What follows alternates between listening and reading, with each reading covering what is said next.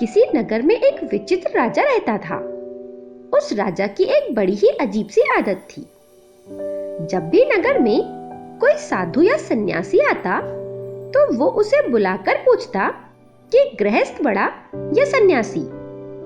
अगर वो साधु कहता कि गृहस्थ बड़ा है तो राजा उससे कहता था कि तो फिर आप सन्यासी क्यों बने, चलिए गृहस्थ बनिए। इस तरह वो उस सन्यासी को भी गृहस्थ बनने का आदेश देता और उनका विवाह करवाकर उन्हें गृहस्थ बनने को मजबूर कर देता। अगर कोई संत कहता कि सन्यासी बड़ा है तो राजा उससे प्रमाण मांगता और यदि वो प्रमाण न दे सके तो वो उसे भी गृहस्थ बना देता था। इस तरह कई संत आए और उन्हें सन्यासी से गृहस्थ बनना पड़ा। इसी बीच एक दिन नगर में एक महात्मा का आगमन हुआ। राजा ने उन्हें भी बुलवाया और अपना वही पुराना प्रश्न पूछा कि बताएं, गृहस्थ बड़ा या सन्यासी। महात्मा बोले, राजन, ना तो गृहस्थ बड़ा है और ना ही सन्यासी। जो अपने धर्म का पालन करे वही बड़ा है। राजा बोला, अच्छी बात है, क्या आप अपने कथन को सत्य सिद्ध कर सकते हैं?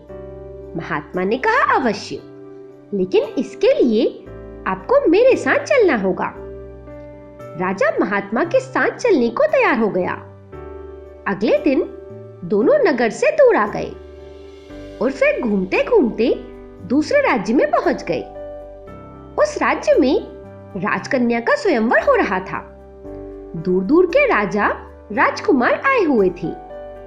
बड़े ही विशाल उत्सव का आयोजन किया गया था। राजा और महात्मा दोनों उस उत्सव में शामिल हो गए। स्वयंवर का शुभारंभ हुआ। राजकन्या राज दरबार में उपस्थित हुई।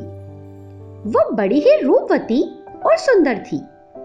सभी राजा और राजकुमार स्तब्ध होकर उसे देख रहे थे और मन ही मन उसे पाने की कामना कर रहे थे। राजकन्या के पिता का कोई वारिस नहीं था, इसलिए महाराज राजकन्या द्वारा स्वयंवरित राजकुमार को ही अपने राज्य का उत्तराधिकारी घोषित करने वाले थे। राजकुमारी अपनी सखियों के साथ राजाओं के बीच घूमने लगी। वहां उपस्थित सभी राजाओं को देखने के पश्चात भी राजकुमारी को कोई भी पसंद नहीं आया।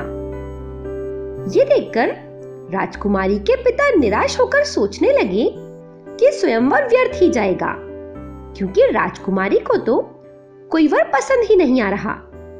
तभी वहां एक तेजस्वी सन्यासी का आगमन हुआ। सूर्य के समान उसका चेहरा कांति से चमक रहा था। तभी राजकुमारी की दृष्टि उस युवा सन्यासी पर पड़ गई। उसे देखते ही राजकुमारी ने अपनी वरमाला उसके गले में पहना दी। अचानक हुए इस स्वागत से वह युवा सन्यासी अचंभित हो गया।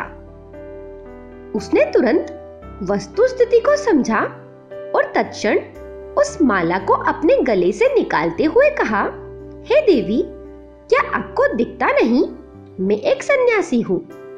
मुझसे विवाह के बारे में सोचना आपकी भूल है। ये देखकर राजा ने सोचा, लगता है ये कोई भिखारी है जो विवाह करने से डर रहा है। उन्होंने अपनी घोषणा दोबारा दोहराई, हे युवक, क्या तुम्हें पता भी है, मेरी पुत्री से विवाह करने के बाद तुम इस संपूर्ण राज्य के मालिक हो जाओगे। क्या फिर भी तुम मेरी पुत्री का परित्याग करोगे? सन्यासी बोला, राजन, मैं एक सन्यासी हूँ और विवाह करना मेरा धर्म नहीं है।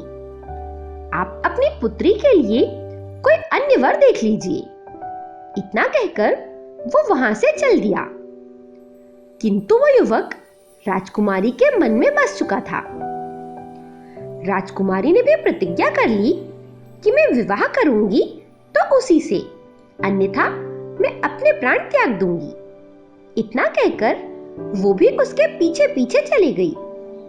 राजा और महात्मा ये वृतांत देख रहे थे। महात्मा ने राजा से कहा, चलो हम भी उनके पीछे चलकर देखते हैं कि आगे क्या परिणाम होता है। वो दोनों भी राजकुमारी के पीछे पीछे चलने लगे। चलते चलते वो एक घने जंगल में पहुंच गए। तभी वो युवा सन्यासी तो कहीं अचानक ही अदृश्य हो गया और राजकुमारी अकेली रह गई। घने जंगल में किसी को ना देखकर राजकुमारी व्याकुल हो उठी। तभी वो राजा और महात्मा उसके पास पहुंच गए और उन्होंने राजकुमारी को समझाया कि उसके इस तरह यहाँ आ जाने से उसके पिता चिंतित हो रहे होंगे और फिर अब तो वो सन्यासी भी दूर जा चुका है, उसका पीछा करना बेकार है। राजकुमारी को अब अपने पिता की चिंता होने लगी। उसे अपनी गलती समझ आ गई। वो वापस अपने राज्य लौटने के लिए तैयार हो गई। वो दोनों उसे उसके पिता के पास छोड़ने के लिए ले जाने लगे। वो लोग जंगल से बाहर निकले ही थे कि अंधेरा हो गया। सर्दी की काली अंधियारी रात थी।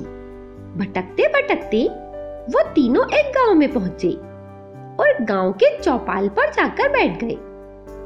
बहुत सारे लोग वहां से गुजर रहे थे, लेकिन किसी ने भी इन ठंड से ठिठुरते मुसाफिरों का हाल तक नहीं पूछा। तभी वहां से एक गाड़ीवान गुजरा। वो अपनी पत्नी और बच्चों के साथ खेत से घर जा रहा था।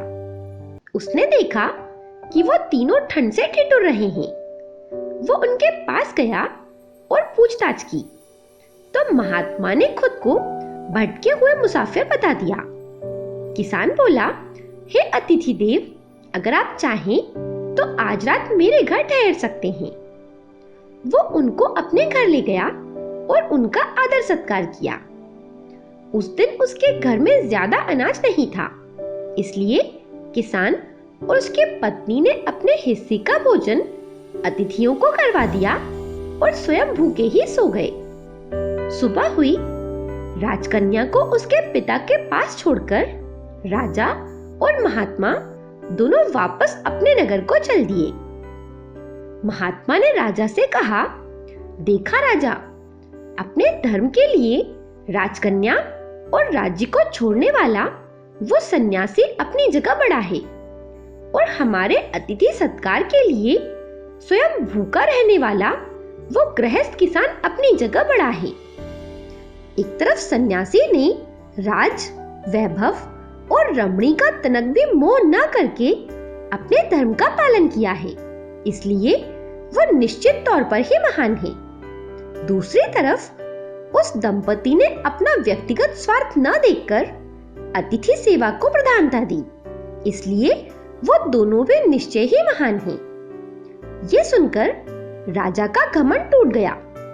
उसे अपनी गलती का एहसास हो चुका था और उसने महात्मा को वचन दिया कि अब से वो किसी भी संत या सन्यासी को गृहस्थ बनने और अपने धर्म को छोड़ने के लिए विवश नहीं करेगा। ये कहानी आपको कैसी लगी मुझे कमेंट करके जरूर बताएं। मेरे साथ बने रहने के लिए आप सभी का धन्यवाद।